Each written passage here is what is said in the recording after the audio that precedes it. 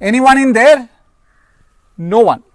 This is no surprise in Kerala, where vacant houses are dime a dozen.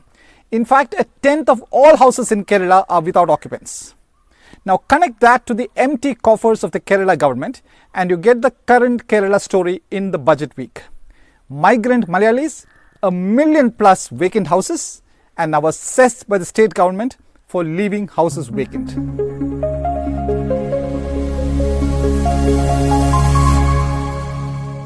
If human resource is considered the biggest resource of the modern era, Kerala may be losing that biggest resource more than any other Indian state. Rough estimates put the number of Kerala students going for higher studies to developed countries alone at about 35,000 last year. And these days, Kerala students don't go just to US, UK, Australia, New Zealand, but countries as different as Barbados and Kyrgyzstan and Slovenia and Slovakia. A study by the state government entity Norca Rules reveals that Kerala students have gone to as many as 54 countries, including the Isle of Man. And then there is a much bigger exodus of Keralites leaving abroad for jobs, led by nurses who are much sought after across the world. A 2018 study, Kerala Migration Survey by S. Irudayarajan and K.C. Sakaraya, revealed that a fifth of all households in Kerala have at least one migrant member. The flight of students, young professionals and workers has led to three striking patterns: an increasing number of vacant college seats, an increasing number of vacant houses, and an increasing number of old age homes. The last two are connected because elderly parents of migrant children cannot anymore stay alone in the majestic mansions built out of remittances. The New Indian Express reported recently of more than 4,000 seats lying vacant in science streams alone in Kerala's undergraduate courses. And engineering education presents a more acute picture. Of the 51,000 odd engineering seats in the state, 23,000 are lying vacant. When college students and young professionals and workers leave the state, it leads to the next problem: vacant houses. Remittance-rich Kerala has seen a spurt in house construction over the past 2 decades with dollars and dirhams, but now with young professionals and students leaving, those same houses are lying vacant. Between 2001 and 2011, the number of houses in Kerala shot up by nearly 20% to 11.2 million houses, and that for a population of only 35 million. Now that most of those houses are lying vacant, the cash-strapped state government decided this week to extract money from those who leave houses vacant.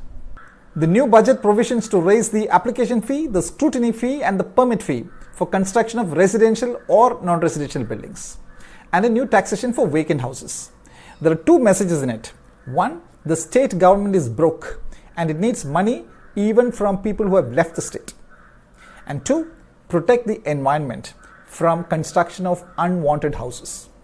According to the 2011 census data, which is the latest data available, about 11% of all Kerala houses are lying vacant. In other words, about 1.2 million vacant houses in the state.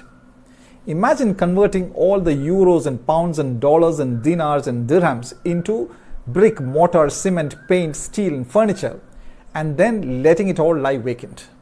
But why is everybody leaving? Different surveys have shown a list of reasons: lack of jobs, poor higher education quality, corrupt and inefficient government officials, comfortable living conditions abroad, moral policing, peer influence, poor physical infrastructure, and frequent strikes and hartals. Logically, when a government finds that its people are not interested in studying there, nor can they find jobs there, it should do a serious investigation into why that is happening.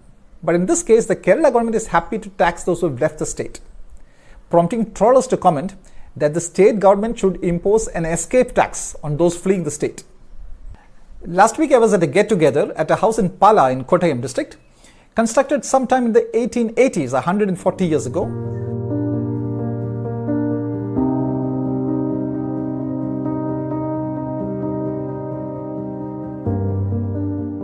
Yes, the 1880s, when the Statue of Liberty was being put up, when Charles Darwin passed away in 1882, Karl Marx passed away in 1883, and Queen Victoria was celebrating her Golden Jubilee in 1887 as the monarch of India and much of the world. Through those 140 plus years since then, this family has had 5 generations, and the house has often seen 50 or more people staying at the same time.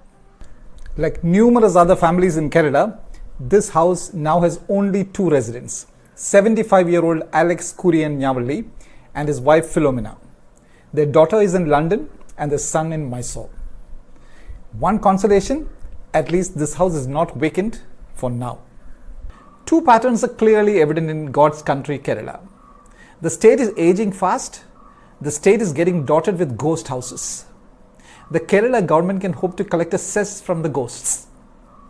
With typical humor, the Malayali may retort, "No, we won't pay a cess. These houses aren't vacant. There are ghosts in them." Let me leave you with an interesting tidbit about the international outlook of Keralites and the international interest in Kerala. It was in 1872 the German missionary, scholar and linguist Hermann Gundert, who lived in Kerala's Thalassery for about 20 years, made the first Malayalam English dictionary. 151 years after that, in 2023, it would be good for Germans to keep a German Malayalam dictionary handy to converse with the hundreds of thousands of Keralites migrating into Germany, beginning with the Kerala nurses in the 1970s.